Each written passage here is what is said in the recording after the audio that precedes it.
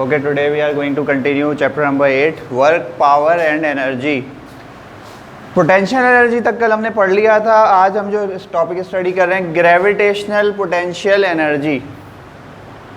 वो एनर्जी जो कि ग्रेविटेशनल फील्ड में हो, जिस पे ग्रेविटेशनल फोर्स जो है वो अट्रैक्ट कर रही हो, उस बॉडी की जो एनर्जी है उसे हम क्या कहते हैं? Gravitational potential energy. Basically potential energy किसकी वजह से होती है? ग्रेविटी की वजह से ही होती है. सही है. अच्छा, ग्रेविटेशनल पोटेंशियल एनर्जी क्या है? कि वो बॉडी जो कि ग्रेविटी की फोर्स से अट्रैक्ट कर रही हो, ग्रेविटेशनल फील्ड में घूम रही हो, उसकी जो एनर्जी होगी उसे क्या कहेंगे? Gravitational potential energy. देखिए, the energy possessed by a body the energy possessed by a body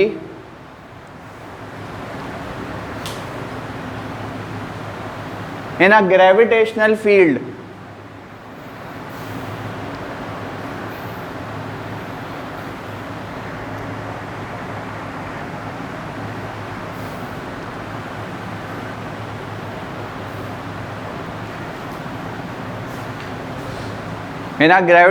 field is called gravitational potential energy. Is called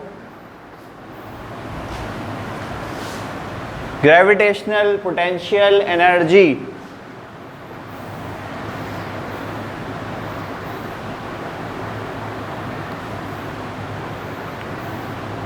अब एक चीज़ बताया चलूँ बेटा, इसकी भी एक डेरिवेशन है जो हमने पोटेंशियल एनर्जी का फॉर्मूला डेरिवेट किया था. मैंने बताया था कि जो पोटेंशियल एनर्जी होती है वो किसकी वजह से होती है? जब बॉडी ऊपर से नीचे आती चली जाती है तो उसकी पोटेंशियल एनर्जी क्या हो जाती है? लूज होती चली जाती है, because it is going in the downward direction. जैसे जैसे वो डाउनवर्ड डायरेक्शन में जाएगी उसकी पोटेंशियल एनर्जी लूज होती चली जाएगी. ठीक है. अच्छा, इस टॉपिक को भी हम आगे कंटिन्यू करेंगे. देखिए, वर्क का क्या फॉर्मूला बनेगा मेरे पास? अभी लिखिएगा नहीं, बता दूंगा. पहले एक्सप्लेनेशन लिखनी है, उसके बाद ये प्रोसेस होगा. सुन लें पहले. वर्क का फॉर्मूला क्या है बेटा मेरे पास? W is equals to F multiply by D. सही है. फोर्स क्या है? वो वेट जो ग्रेविटी की तरफ क्या कर रहा है? अट्रैक्ट कर रहा है. वेट भी एक तरह की क्या है? फोर्स ही है ना. ठीक है. तो वो फोर्स जो कि ग्रेविटी की तरफ किसी भी बॉडी को क्या कर रही है? अट्रैक्ट कर रही है, तो वो फोर्स ऑफ ग्रेविटी कहलाती है, और दैट इज़ वेट. ठीक है. वेट क्या है? बेसिकली एक तरह की फोर्स ही है जो ग्रेविटी की तरफ किसी बॉडी को अट्रैक्ट कर रही है. ठीक है. तो F की जगह में जो है W लिख सकता हूँ, है ना. तो W किसके बराबर होता है? mg. सही है. तो W इज इक्वल्स टू, ये वेट वाला W है, mg. तो हम ऐसे भी लिख सकते हैं, फोर्स भी तो एक वेट है, F is equals to mg. ये भी लिख सकते हैं. सही है. बिकॉज वेट एक तरह की क्या है? फोर्स है. तो W की जगह में F भी लिख सकता हूँ, वही फोर्स है. सही है. वर्टिकल डिस्टेंस को हम क्या लेते हैं? डिस्टेंस को क्या लेते हैं? हाइट, है ना. तो D is equals to H. सही है. तो ये जो इक्वेशन नंबर 1 है हमारी, ये क्या बन जाएगी? इसका मतलब है F की जगह में क्या लिख सकता हूँ? mg. और D की जगह में क्या लिख सकता हूँ? H. वर्क आहिस्ता आहिस्ता किस में कन्वर्ट हो जाता है? एनर्जी में. ये कौन सी एनर्जी है? W की जगह में क्या लिख सकता हूँ? PE. तो इसकी जगह में लिख लूँगा PE is equals to mg into H. ये छोटी सी डेरिवेशन है एक पोटेंशियल एनर्जी की, जो कि फॉर्मूला मैंने कल लिखवाया था ये. ठीक है. पहले ज़रा एक्सप्लेनेशन लिख लीजिए, उसके बाद ये कीजिएगा. Suppose a body is in downward motion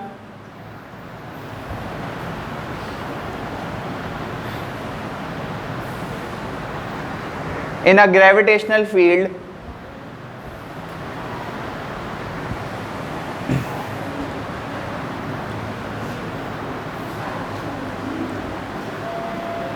suppose a body is moving in a downward motion in a gravitational field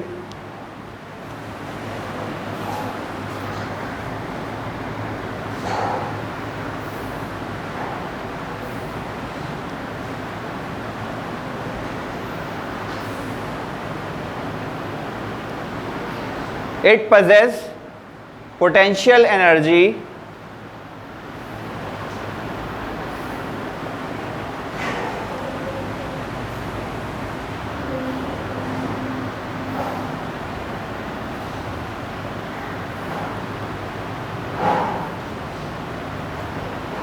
the amount of work done, it possess potential energy, the amount of work done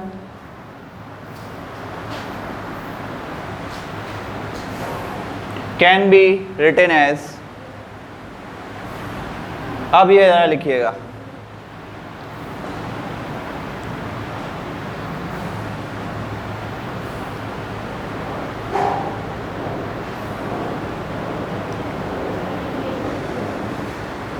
अब ये पूरी line से कर लें इसको ऐसे ही, ठीक है।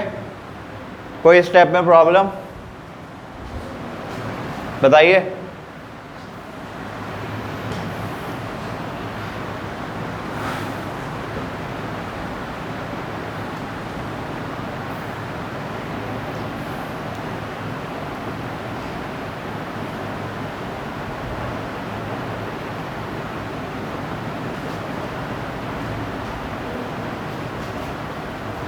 सही वाला दे दें यार, चलने मज़ा नहीं आ रहा।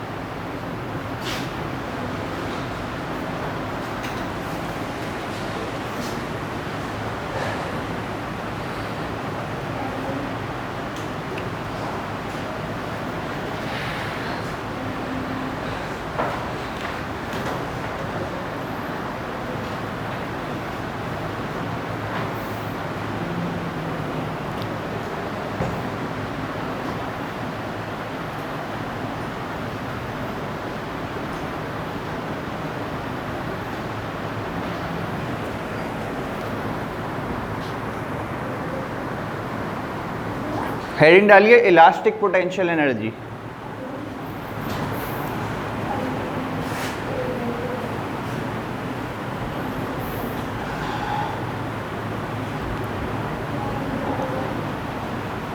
Elastic potential energy, elastic not plastic, elastic.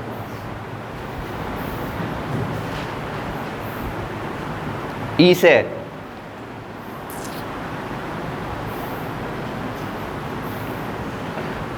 आप लोगों ने वो देखा हुआ है, वो होता है spring,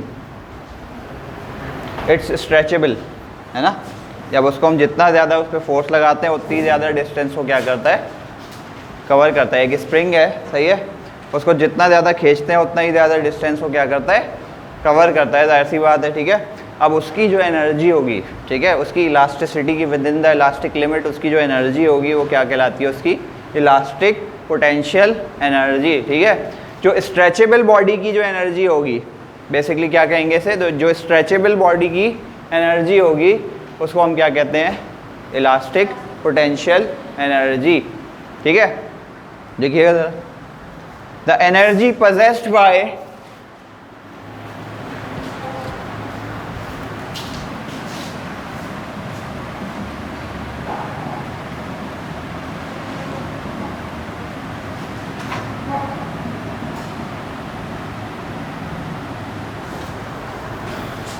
the energy possessed by a body which is stretchable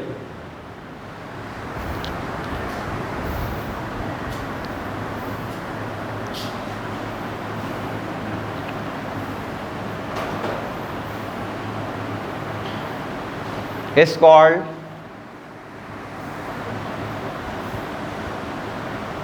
elastic potential energy.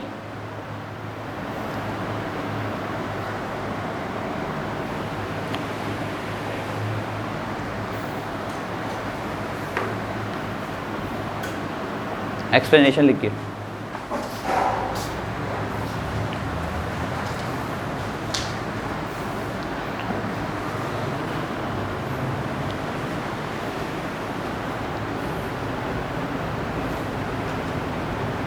When a force is applied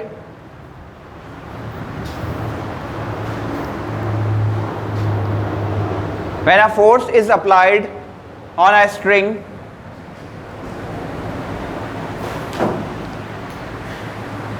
it produces a displacement x. x लेते हैं इसमें, ठीक है। जो डिस्टेंस होता है उसे d नहीं लेते। स्ट्रेचेबल बॉडी में जब भी डिस्टेंस कवर करते हैं, चाहे पेंडुलम आ जाए x, स्ट्रिंग x लेते हैं, it's covers a displacement x, which is directly proportional to the force, which is directly proportional to the force. इसका क्या मतलब हुआ? What do you mean by directly proportional? Proportional to the force. What do you mean by directly proportional? यानी बराबर तो नहीं होता,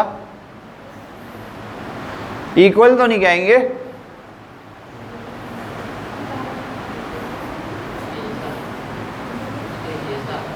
क्या मतलब? डिफाइन करो, क्या उसके जैसा?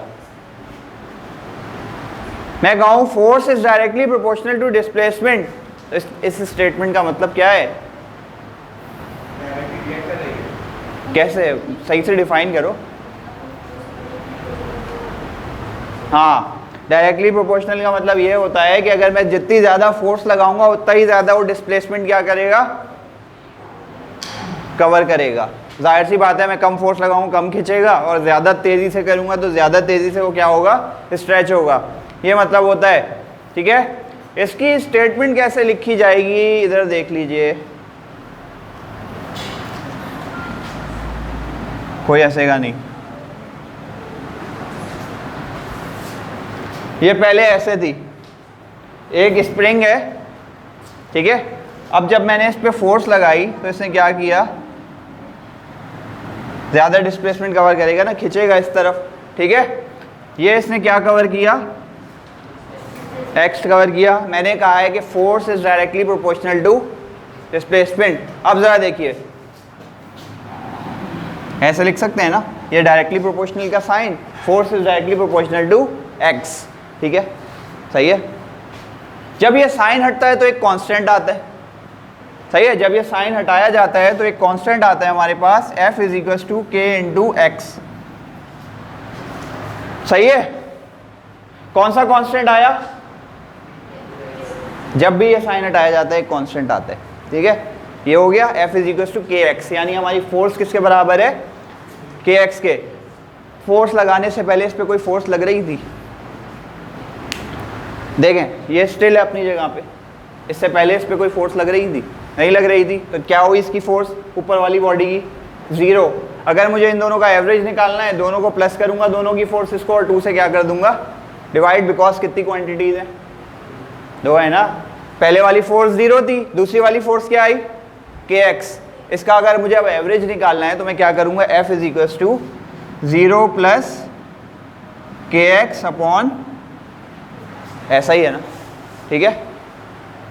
0 की तो कोई वैल्यू ही नहीं है, क्या बन जाएगा? के एक्स अपॉन 2। ये आपकी टोटल फोर्स है बेटा, सही है।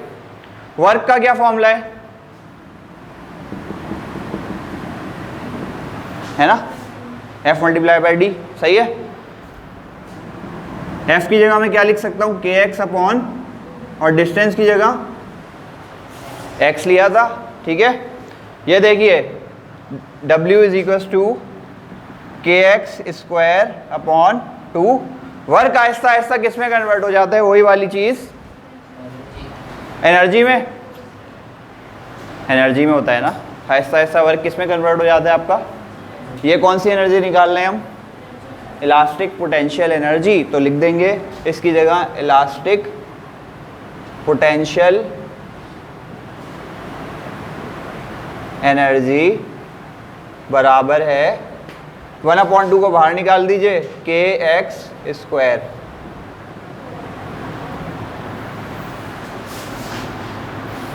वर्क की जगह क्या लिख दिया? Elastic potential energy is equal to 1/2 k x square. ये फॉर्म है, कर ले हम। कहाँ गया? क्यों?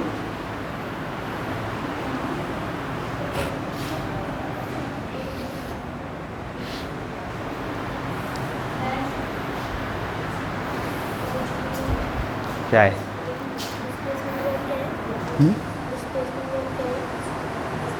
लिखा हुआ तो है तुमने? नहीं, कुछ नहीं है। नहीं, सही है। जब मैं पेंसिल से तुम्हारे कान बज रहे थे।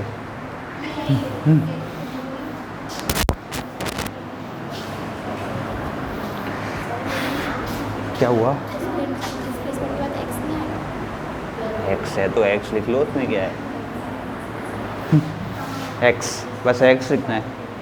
वो बता दिया मैंने कि एक्स के बराबर लिया हमने इसे, ठीक है, वो सिर्फ सिंबल है उसका।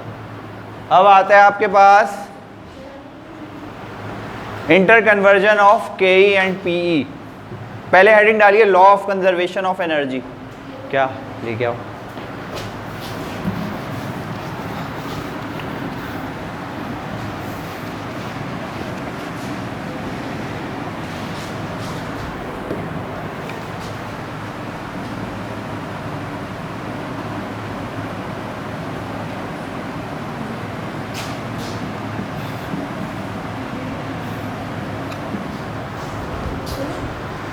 क्या हुआ? कौन लड़की? Law of conservation of energy.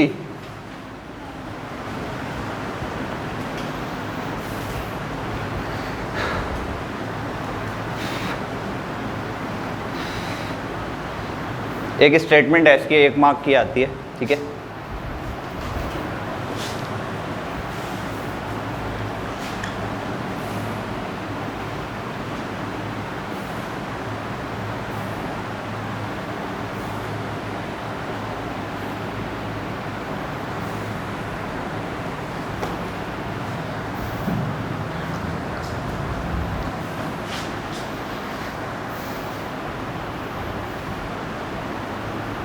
Energy को ना हम क्रिएट कर सकते हैं ना हम डिस्ट्रॉय कर सकते हैं, ठीक है। ना हम इसको बना सकते हैं ना हम इसको डिस्ट्रॉय कर सकते हैं, but it can be change from one form to another, ठीक है। क्या स्टेटमेंट हुई कि ना हम इसको बना सकते हैं ना हम इसको रिमूव कर सकते हैं, सिर्फ क्या कर सकते हैं, एक फॉर्म से लेके दूसरी फॉर्म तक इसको कन्वर्ट कर सकते हैं बस। लेकिन आपकी जो टोटल एनर्जी है वो क्या रहती है? हमेशा कांस्टेंट, कभी भी चेंज नहीं होती, ठीक है। इसको लिखिएगा ज़रा। Energy can neither be created nor destroyed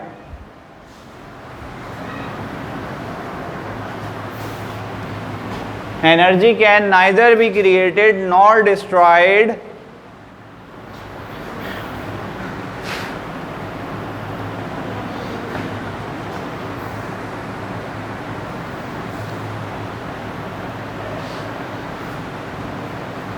but it can be changed from one form to another, but it can be changed from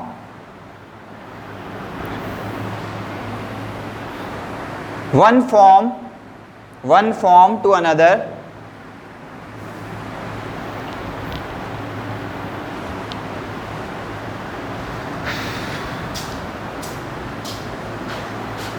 total energy of a system remains constant। जो उसकी total energy होती है ना हमेशा क्या रहती है? Constant. Total energy of a system remains constant.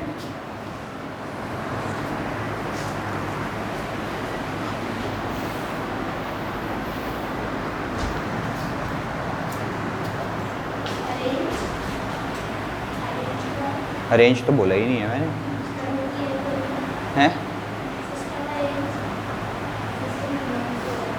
Arrange नहीं, remains constant, remains constant. Heading डालिए।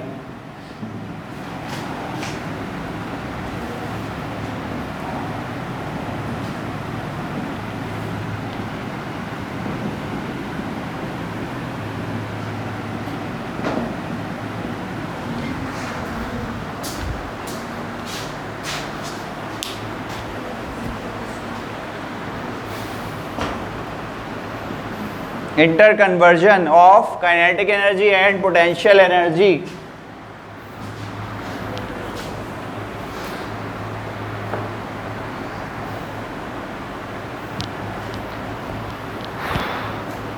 When a body is dropped from a height h,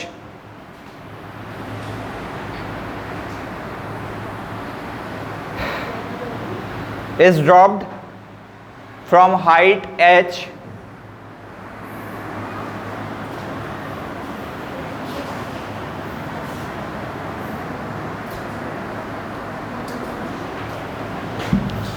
एक हाइट से ड्रॉप किया गया उसे, ठीक है। It is in the downward motion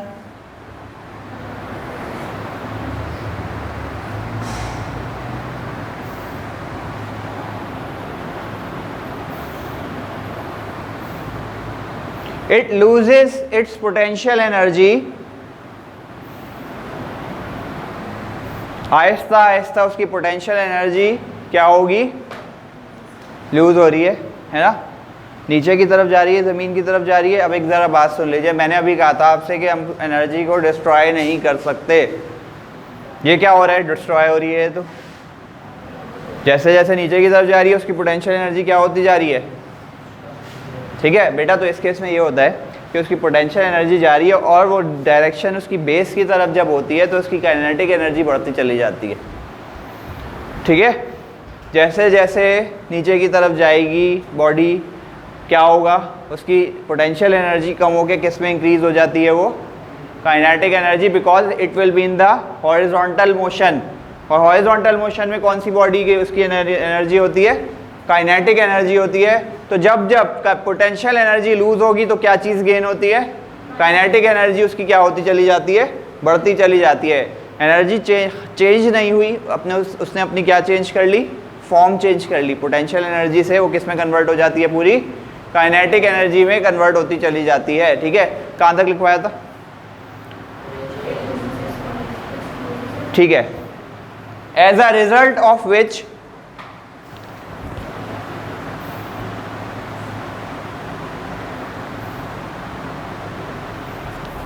the kinetic energy of a body will be gained,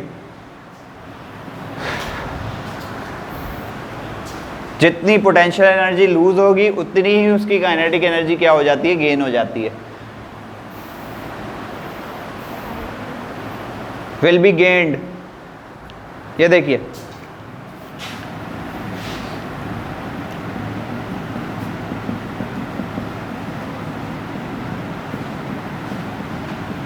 ये लिख लीजिएगा, ठीक है।